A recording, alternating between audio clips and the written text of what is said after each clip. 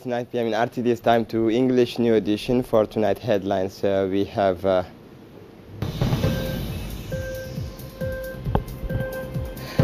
President of the Republic has received the letter of credence from the new ambassador of Saudi Arabia. For the international scene, Putin and Mark Pompeo try to break the ice in Sochi. Welcome to our newsroom. The President of the Republic, His Excellency Ismail Omar Gelle, has received this morning at the Presidential Palace the credential law of the new ambassador of the Guard of the Two Holy Mosques in Djibouti, Mr. Abdul Aziz bin Abdullah Al Madar. At the beginning of the occasion, the new Saudi ambassador conveyed to the President the greeting of the Saudi King Salman bin Abdul Aziz that his wishes for health and happiness and the progress, peace and prosperity to the people of Djibouti.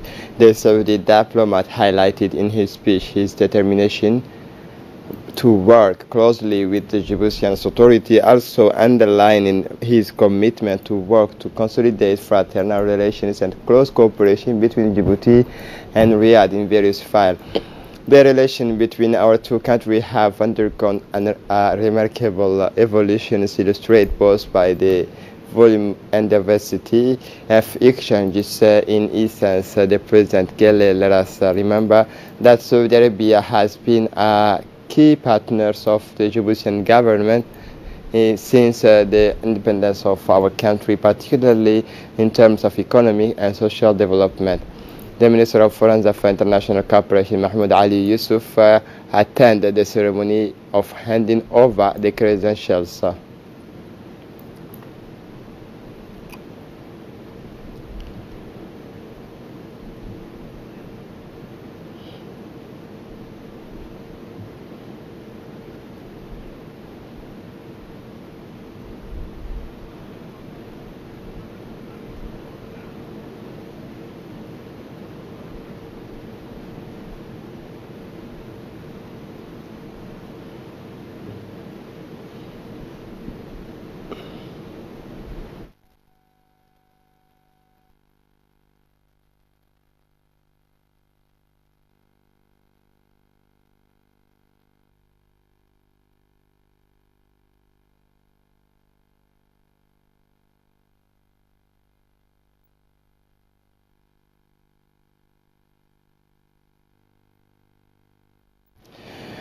Prime Minister Abdul Qadir Kamil Mohammed has organized this morning in the meeting rooms of the Premature the first interministerial meeting of the new government team following the meetings of the Councils of Ministers on Thursday, May 9, 2019, which has set to the tone for the new government resulting from the last reshuffle carried out by the President of the Republic, head of government. A roadmap was assigned to government ministers by the head of the state, Ismail Omar Gelle, and appointed in stride the prime ministers as the conductors of this new governmental action. The interministerial meetings convened by the prime ministers this morning was therefore aimed at placing efficiency and performance at the head of government action to meet the major challenges of the day and to meet the needs and expectations of Djiboutian women and men. For his part, the Prime Minister Abdul Qadir Kamil Mohammed has indicated that this meeting was therefore aimed at placing efficiency and performance at the head of government action to meet the major challenges of the day and to meet the needs of expectations of Djiboutian women and men.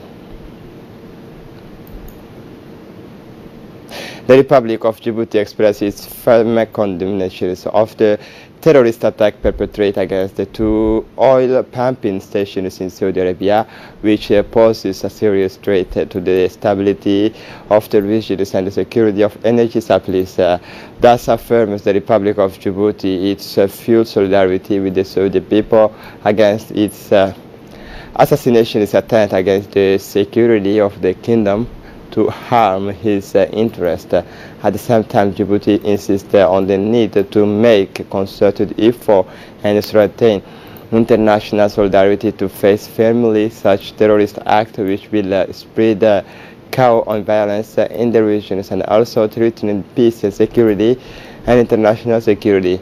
The Republic of Djibouti expressed its condemnations of acts of sabotage against commercial vessels on the east coast near the Emirate of Fujairah in the United Arab Emirates. It's said that this act of terrorism dangerous escalations in the region and direct threat to the safety of shipping security and regional international peace. At the same time, Djibouti stressed its total solidarity with the United Arab Emirates in all that it does to preserve its security and protect its interests. Since taking his office, the Minister of Health, Mr. Mohamed Warsama Diriye, has made his first round of contact at the various central directorate of the health department, accompanied by the Secretary General Dr. Saleh Boneta Turab and his close collaborator. Advisors, the Minister of Health moved into different directions in which he met the staff and managers of the ministry. It was therefore an opportunity to the ministers to get to know the men and women who make up the administration staff on the health department and the various. It should be noted that this contact visit, the ministers Mohamed Warsama Diriye did not fail to reiterate his felt thanks. The Minister of Health, Mohamed Warsama Diriye, received in his office a delegation of UNICEF led by the representative Ms. Jenabu Maounde. This meeting was attended by the Secretary General Saleh Boneta Turab and several directors and senior staff of the Department of Health. This courtesy visit focused on the outlines of the work plan signed in March 2019 between the Ministry of Health and UNICEF, including integrate care of the civil child, the health and health of mother, the fight against malnutrition, on vaccinations. Thus, the two parties also examined new avenues of collaboration with a view to further strengthen their partnership through the broadening of the area of interventions to new themes such as water, sanitation, and hygiene. Health Ministers welcome Mohamed Warsama Diriye praised UNICEF's new commitment, which will provide significant and vital support for strengthening our health system. The Minister of Health, Mohamed Warsama Diriye, also met with the representative of the High Commissioner for Refugees, Mr. Abdullah Bari, to discuss ways and means to improve health coverage to these displaced people in order to enhance the quality per priority health care benefit for all refugees listed in Djibouti. Interview with the UN officials therefore focused on strengthening partnerships in the health file with the UNHCR, which is in charge of the refugee issue.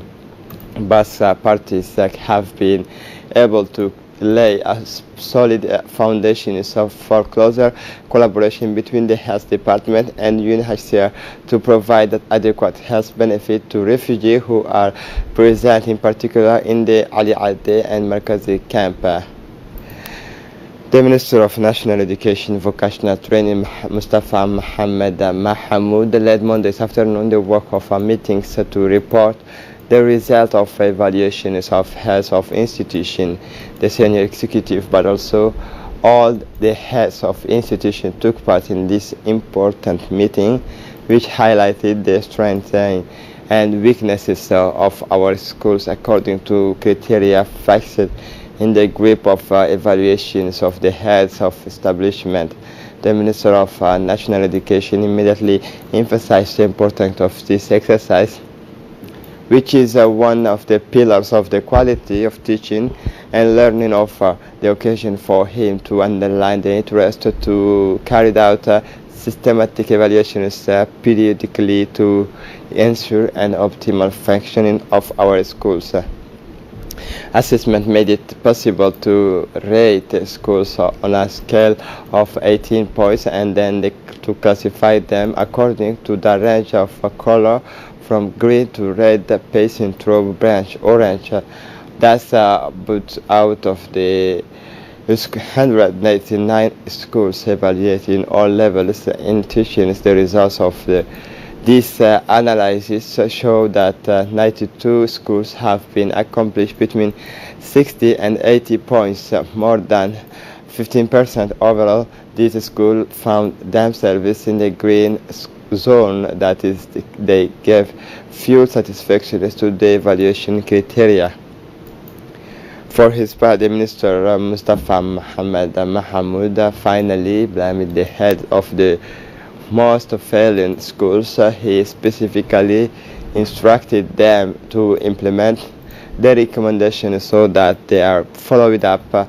It required a marked improvement in the scores of that's a significant strengthening of their performance in terms of quality of teaching and learning. The new Minister of Communication for Postal Communication, Mr. Radwan Abdullahi Bahdoun, continued this morning his towers of contact with the various departments and under supervision. This time the ministers visit the Djiboutian National Printing House, always in the company of Secretary General and the senior executive of this department. The Minister of Communication in charge of postal communication, Radwan Abdullahi Bahdoun, was welcomed to his arrival at the Djibouti National Printing Office by the Director General Alida Muti, senior officials as well as all employees. After the warm welcome, the minister began his visit with the General Director of the Commercial and Industrial Establishment, Alida Muti. Executive Director Ms. Alida Muti provided the Ministers of Communication, Postal Communication with further explanation and the new technical capabilities in the manufacturers of secure checkbooks for local banks and other digitized products which are set unfalsifiable. And the visit ended with a meeting of the Minister with the Director General of the Public Establishment of Commercial and Industrial Character. Her close associate record that tomorrow the Minister Radwan will visit the National Commissioners of Communication, CNC. We have a little magazine on the history of Oboh region. Listen to this report. It's the country's first historical colonial capital. It is this region that the first French people settled in 19th century.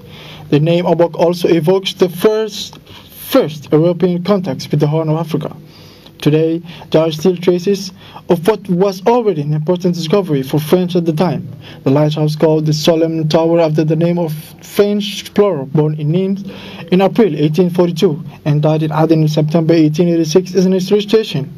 A camp of the colony will even be built on site, as shown by these remains. This lighthouse is still in service and allows to guide the boats. The Obok population called this site Beit Hayu, or the Old Obok. The Obok disappeared. Extrait Asia Suleiki Ahmed. We were taught about it. The French first settled in the Old Obok. Later, when we were children, we saw them. The French gave us cookies and sweets. This is the first capital, and from Obok they settled in Djibouti. Arthur Rimbaud, a famous French poet who was converted into the arms trade with Ethiopia, also moved to Obok in March 1883 and August 1887. Obok is also the story of Henry de Montfort, a famous French merchant and writer who settled in Obok at the beginning of 20th century.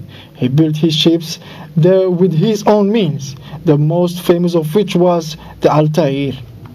Henry de Montfort will settle in Obok with his family. His residence now belongs to the Catholic mission, which provides courses for students from 1st to 5th year, a house that perpetuates Henry de Montfort's memory. Extrait Burhan Mohammed. Concerning Montfort, there are still traces of his time. as the current Catholic mission that filled his residence. He was inspired and wrote several books as The Secret of the Red Sea.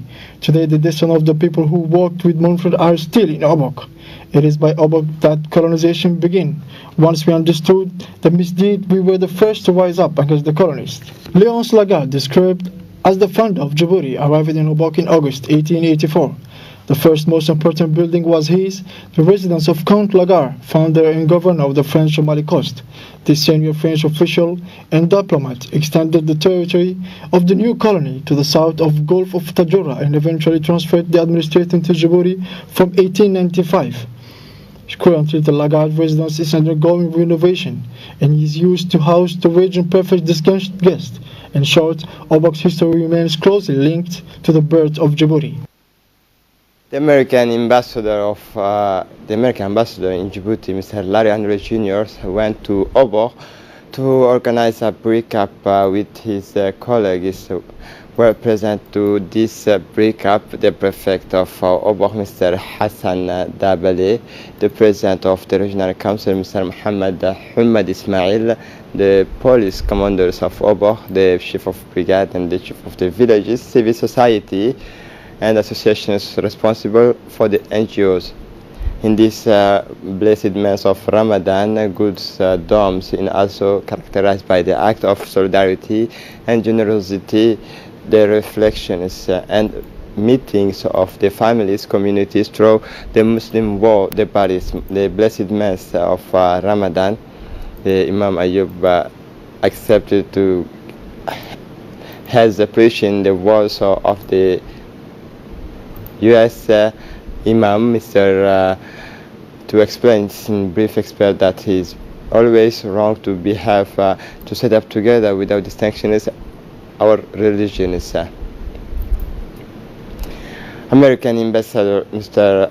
Larry Anglais Jr. explained that it's proud to him to organize this breakup this year in Obok region, and he thanked the prefect of Obok, Mr. Hassan Dabale, to give him a warm welcome and a great journey.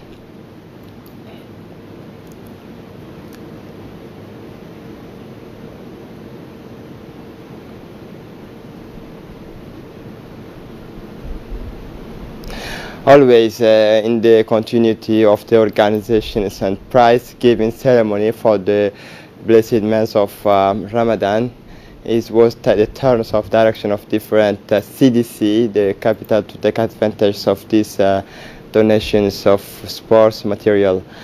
The granting of this ball is part of the organizations of Ramadan tournament organized annually by the leaders of each CDC in all the respective districts. There is ceremony of handing balloons to take place at Guled Stadium.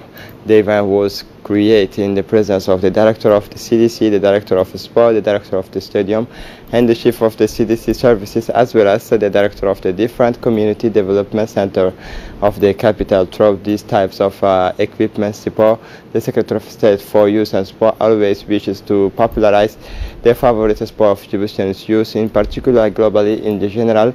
This is accordance with the policy of the Chief of State, which is undoubtedly the first supporters of the national sport. This action is also aims to offer young people a moment of relaxation after the breakup of the young person. Djibouti will participate for the second time in 113 people's U13 football world, which will take place in the period from May 13 to June in France, in the French department of Finistère. Indeed, the team that will defend the national colors during this competition is from the training centers of Sport Republican Guard, and these young people participate to the first times of in the competition at U13 World Cup tournament, and have not failed to achieve a remarkable party during the tournament, while winning team the most coveted, which was the play cap and discipline is still according to the concurrent opinions of the commanders of the GR, Colonel Mohammed Jama Abdul Ali, commander of the Republican Guard, who is also the first reporter and guides all its structural and organizational set, and the head of the training center is Farah Daher Bari. Their juvenile force from the collective likely to make a good run in the world football.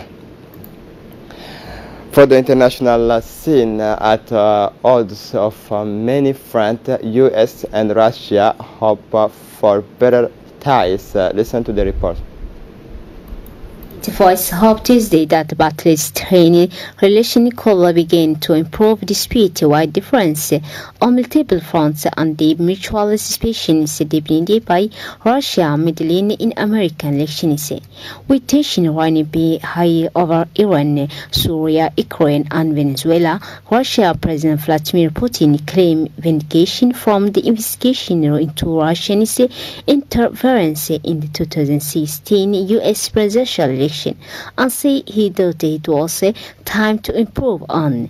Meanwhile, Secretary of State Mike Pompeo conveyed President Donald Trump's interest in restoring better ties.